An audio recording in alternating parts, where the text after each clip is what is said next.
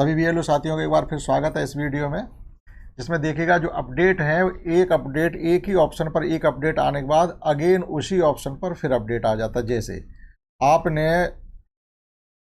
Memo of meeting का photo upload किया, after that उस पर फिर एक अपडेट आ गया, अर्थात हमें उस मीटिंग का अगेन पीडीएफ डाउनलोड करना है। अगेन पीडीएफ डाउनलोड करना, जैसे पिछली बार जब इसका अपडेट आया था तो उसमें क्या था, 4 ऑप्शन खुले थे। जब अपलोड बीएलओ बीएलए एमओएम, अर्थात बीएलओ और बीएलए, जो बीएलए आपके अलग अलग पार्टियों के आपके यहाँ होंगे, उनके फ़ोन नंबर वगैरह आपके पास होंगे, तो उनके साथ जो आपने मीटिंग की होगी उसका memo of meeting, MOM means memo of meeting. तो हमने 4 फोटो अपलोड कर दिए थे फर्स्ट टाइम, जो मीटिंग की उसका, और जो हमने एजेंडा लिखा अपने रजिस्टर पर उसका, जो भी काम किया था उसका पूरा गोशवारा बना करके अपलोड कर दिया। आफ्टर दैट फिर क्या आ गया कि upload BLO BLA memo of meeting. जब आप इसको क्लिक करते तो यहाँ क्या आ रहा, please upload PDF of BLO BLA MOM. इनकी अब हमको पीडीएफ डाउनलोड करना है। पीडीएफ में क्या होगा, पीडीएफ में आपने वही रजिस्टर जो मीटिंग लिख रखी है वो, और एक आपको फॉर्मेट प्राप्त हुआ होगा जिसमें टोटल गोशवारा आपका होगा, एएसडी आपके जो सेल्फ होंगे वो, और जो आपके प्रोजेनिस्ट ऐड किए होंगे वो, और जो किसी से ऐड नहीं किए होंगे वो, और जो कि आपने एएसडी कितने वोटर, टोटल गोशवारा का आपको एक फॉर्मेट मिला होगा, वो आपने फिलअप किया होगा। तो वो 3 पेज का है लगभग, तो उसके टोटल फ़ोटो, आफ्टर दैट आपने जो बीएलओ के साथ मीटिंग की है अगर उसका ही फ़ोटो लगा लेंगे तो फिर ये 10 MB से ज़्यादा हो जाएगा। तो बीएलओ के साथ जो हम मीटिंग कर रहे हैं उसका फ़ोटो अब इसमें ना लगाएं, क्योंकि मैक्सिमम यहाँ 10 MB है। और मान लीजिए एक फ़ोटो आपने अपलोड कर लिया और फोटो भी उसमें पीडीएफ में लगा रहे हो तो ये 10 MB से ज़्यादा चला जाएगा, और अगर ज़्यादा भी चला जाएगा तो आप डॉक स्कैनर्स में जा कर के उसकी MB को कम भी कर सकते हो। तो चाहो तो बीएलओ मीटिंग की फ़ोटो भी लगा सकते हो, नहीं तो जो आपके पेपर हैं केवल पेपर की पीडीएफ बना लीजिएगा।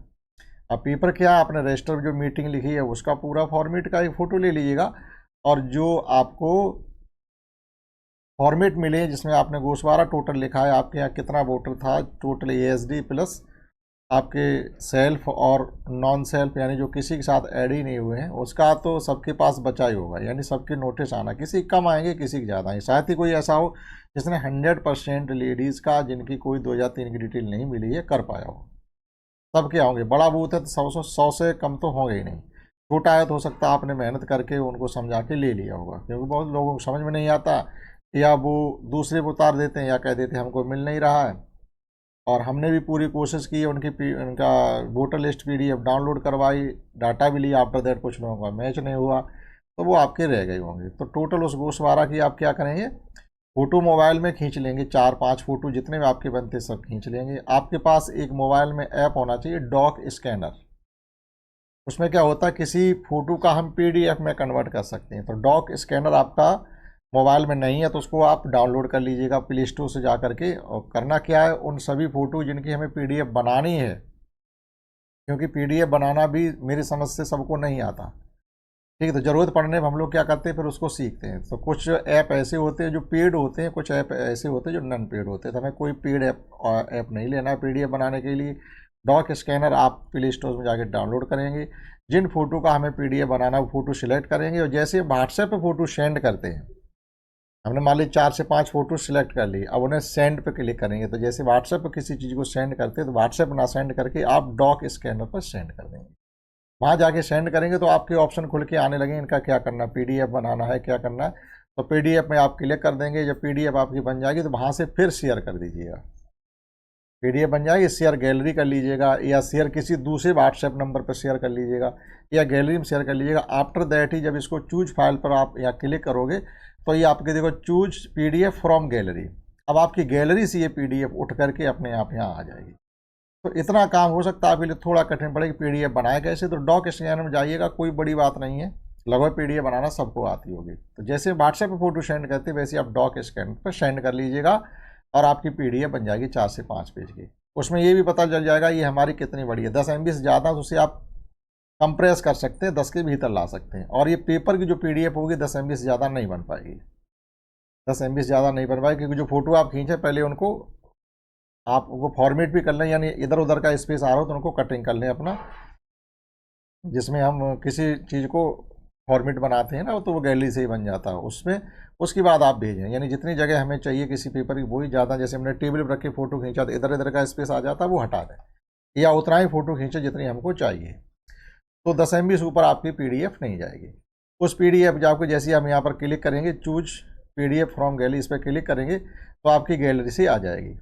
ठीक है, अब हमारे पास तो गैलरी नहीं है तो यहाँ पर वो चीज़ हमको नहीं मिलेगी। ठीक है, document size maximum PDF 10 MB format only. आप यहाँ पर जब आपकी ये चूज हो जाएगी, आप सबमिट पे जाके क्लिक करेंगे, आपका ये कंप्लीट हो जाएगा। क्योंकि एक बार इन्होंने करवाया, दोबारा फिर करवा रहे उसी काम को। सेम वे क्या है, एक दूसरा भी अपडेट हमारे पास देखिएगा, ये समझ गए होंगे आप। दूसरा अपडेट देखिए क्या है, री वेरीफाई लॉजिकल डिस्क्रिपेंसीज, ये आपने कर लिया होगा।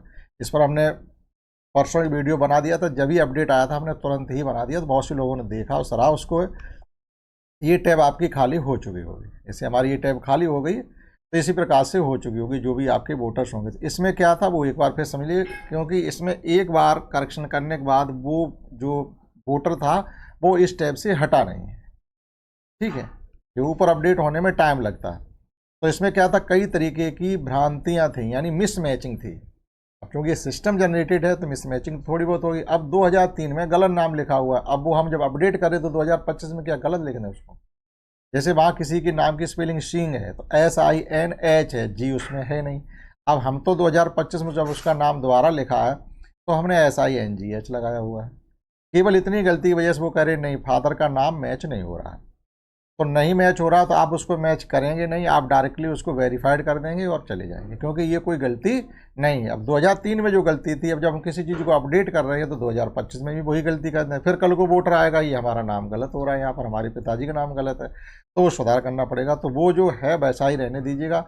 एक तो नाम में गलती आ रही, पिताजी मोस्टली में क्या है कि नाम पे फादर के नाम ही मिसमैच हैं, तो फादर के नाम मिसमैच है, फिर भी आप एक बार देख लें कितना मिसमैच हो रहा है। जैसे यहाँ पर सिंह लिखा था, वहाँ कुमार है, तो और शुरू का नाम सही है, तो वो कोई मिसमैचिंग नहीं है। हो सकता है तब वो सिंह लगाते हो, बाद में नाम बदलते बदलते उन्होंने कुमार लगाने लगे, तो कोई मिसमैचिंग नहीं, आप उसको वेरीफाई कर दें।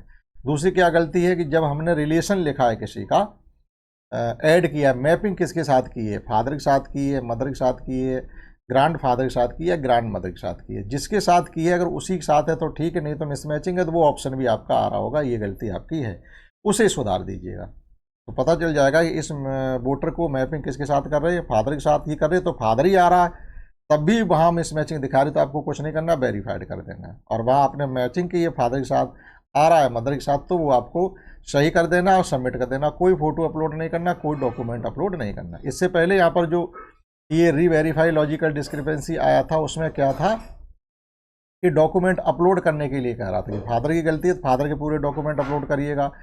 अगर आपकी मैपिंग ग्रैंड फादर के साथ हुई है या ग्रैंड पेरेंट के साथ हुई तो उनकी अपलोड करी, तो वो फिर बहुत बग था उसमें, तो तुरंत ही अपडेट करके वो सब हटा दिया उन्होंने, और केवल वेरीफाइड और एडिट रीवेरीफाइड के ऑप्शन रह गए थे, क्योंकि यहाँ पर शो नहीं अब हो रहे, तो हम आपको बता देते।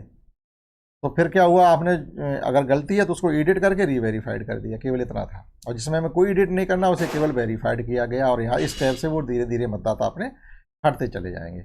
तो इतना आपने किया होगा। दूसरी गलती क्या थी, दूसरी होगी, तीसरी ये थी कि किसी मतदाता की एज क्या दिखा रहे थे कि पेरेंट और वोटर यानी उसके जो चिल्ड्रन हैं उनकी एज का गैप मोर देन 50 साल से ज़्यादा है, तो वो भी गलती बता रहे हैं। तो ऐसी कोई गलती नहीं है। अगर है किसी, मान लीजिएगा किसी का वोट नहीं बना है 2003 से पहले भी काफ़ी दिन तक नहीं बनवाया उसने, और एज तो गैप हो ही जाएगा, तो हम उसमें क्या कर सकते हैं, आप उसे वेरीफाई कर दीजिएगा, और कर सकते तो थोड़ी एज उसकी कम कर दीजिएगा, तो वो उस प्रकार से उसको एडिट किया जा सकता है। लेकिन हमें तो जो एज बताई हम वही लिखेंगे, हम कम क्यों कर दें, तो वो भी कोई इशू नहीं था। तो कुल मिला के सिस्टम जनरेटेड था, आपके पास वोट बैक आए हैं, तो आपको वो करने पड़ेंगे। चौथा क्या था कि नाम में गलतियाँ क्यों है कि इसमें टोटल आप इंग्लिश में वर्क करें, हिंदी में नाम लिख रखे हैं। अब जब आप हिंदी सिलेक्ट की है, जैसे हिंदी सिलेक्ट की है तो टोटल फिर आप हिंदी में ही करिए, आपने इंग्लिश सिलेक्ट कर रखी है और कुछ नामों को बाद में लिख दिया अंदर जा करके हिंदी में, तो वो आपके मिसमैच होती रहेंगी। तो वो नाम फिर आप हिंदी वाले इरेज करके आप इंग्लिश में ही उनको लिख दें, तो वो भी आपका करेक्शन हो जाएगा और सबमिट कर दें।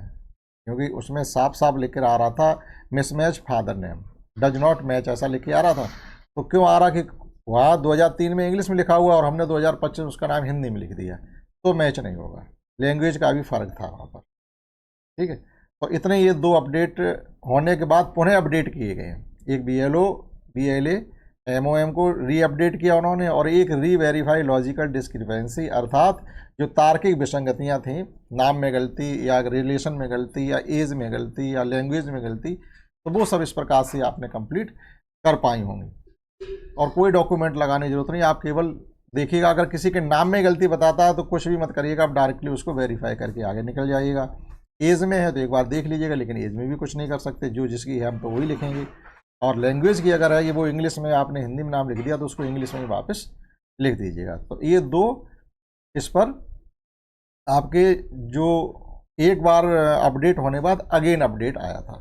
एक इसमें और भी है, जैसे online forms filled by electoral. अगर किसी ने फॉर्म अपना ऑनलाइन भरा हुआ है, अपना गणना पत्र ऑनलाइन भरा, तो आपको करना क्या, आपको उसको वेरीफाई करना पड़ेगा यहाँ पर। अब देखिएगा यहाँ पर ये कोई फार्म यहाँ पर नहीं है जो ऑनलाइन भरा गया हो। अगर किसी ने ऑनलाइन भरा होता तो यहाँ पर होता, तो आपको क्या करना है, वेरीफाई करना, हाँ ये वोटर हमारे यहाँ का है कि नहीं है, किस कैटेगरी में जाता है, सेल्फ में है या नाइदर में है या प्रोजेनी में है, और क्या इसकी 2003 की डिटेल है, वो सब मैच करके आपको केवल वेरीफाई करना। तो ऐसे तो बहुत कम है जिन्होंने अपना फॉर्म ऑनलाइन भरा है। ठीक, तो इसमें इतना ही था। आशा करते हैं आपने सीख पाया हो। That's all.